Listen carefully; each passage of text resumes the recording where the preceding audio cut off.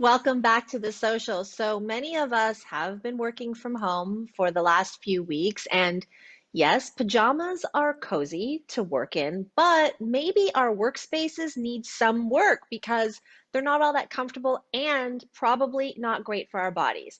To help us with this, we've invited chiropractor Sapna to join us to help us figure out how to be more comfortable and healthy where we're sitting. Hi, Sapna. Hi, how are you? Doing great. So glad to have you with us because we need you.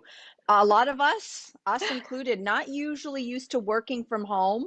And so why is something like ergonomics or like sort of setting up your work area so that it best helps your body? Why do we need to still take that really seriously, even if this is a temporary situation? Honestly, temporary or permanent, ergonomics is always extremely important. And I think more so right now, given that we're working from home, a lot of us don't have the conveniences of a proper desk or even chair right now. And people are resorting to their bed and their couch and their kitchen table, which, some can be okay, but we need to really realize that without taking proper, courses of setup right now to help us, there's going to be increases in headaches, jaw pain, neck pain, low back pain. And these are, pretty significant injuries and aches and pains that can really prevent you from working productively at home. All right, so to improve our home workstation, where do we start? Absolutely. So it's really important. It's hard for everyone to make every accommodation, and we're not looking for us to make, a full, converted professional office at home, but figure out what most of your work entails. I always say look for that 80-20 rule. So if the majority of your day is spent on the phone, simple solutions like getting a headset is great. If you're someone that's, on a computer with multiple monitors right now and you're makeshifting and DIYing all these different monitors, then we need to attack that first. So let's focus on what we really need to fix first instead of trying to nail everything down. Okay, when you talk about the workspaces, like you said, I think it's bang on. Maybe you're at the living room table, maybe you're at the dining table. For me, a lot of my work is getting done at my island in my kitchen because you could have quick access to this and that. So what are the major red flags, the really boil it down for us that we need to be aware of when we're setting up our workspace?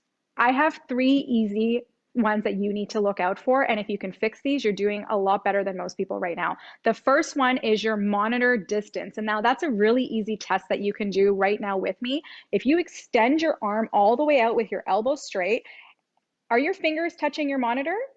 Now, if you're touching your monitor, you're doing pretty good. If you notice that your elbow is bent and you're already at your monitor, that means you're way too close. And that's going to really put a lot of Ah. tension in your neck and a lot of drifting forward. Similarly, if it's too far and you can't reach it, guess what you're probably doing? You're probably squinting. Ah. And that is going to cause a lot of eye strain, which is also going to impact things like headaches, especially if you're someone who already experiences that. So that's number one. Number two is monitor height. You want to make sure your monitor is leveled up with your forehead, just above your eyebrows. If not, if it's too low, again, you're crouching forward. And the third and easy tip that I have is your elbow angle. So you want to make sure that you can achieve a nice 90-degree bend in your elbow. And if you're shrugging your shoulders to achieve that, or if you're flexing or hyperextending your wrist to achieve that, you're cheating. So you want to be able to create a 90-degree angle without modifying other parts of your body. I work with on a laptop at the Yeah. dining table. Isn't Okay. ideal. So, is there anything around the house that is commonly found around the house as well to help us, make this better for those of us who are Yes. parked at the dining table? Yeah. So if you're working at your dining table and you're using a laptop, simple little things that you can do. If you have yoga blocks or if you're actually getting all those like deliveries to your house right now, like I am, you can prop that underneath your laptop and that'll actually create a nice prop for you so that your laptop monitor screen can be a little bit higher up so that you're not dropping down.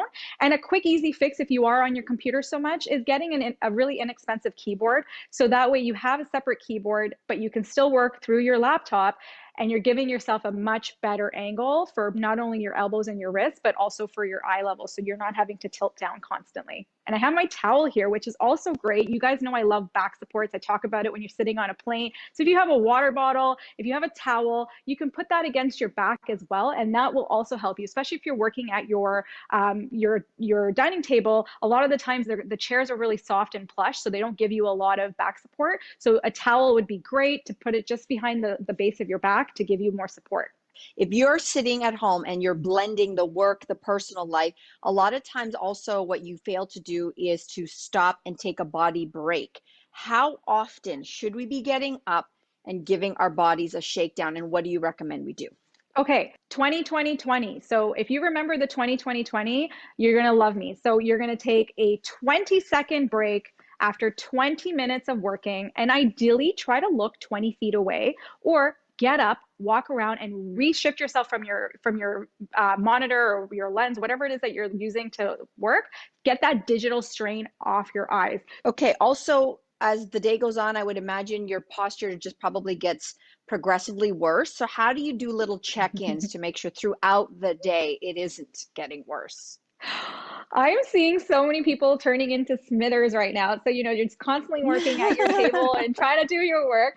And honestly, I always say, if you even want to do a little reset during the 2020, I have the best, easiest reset that you can all do with me.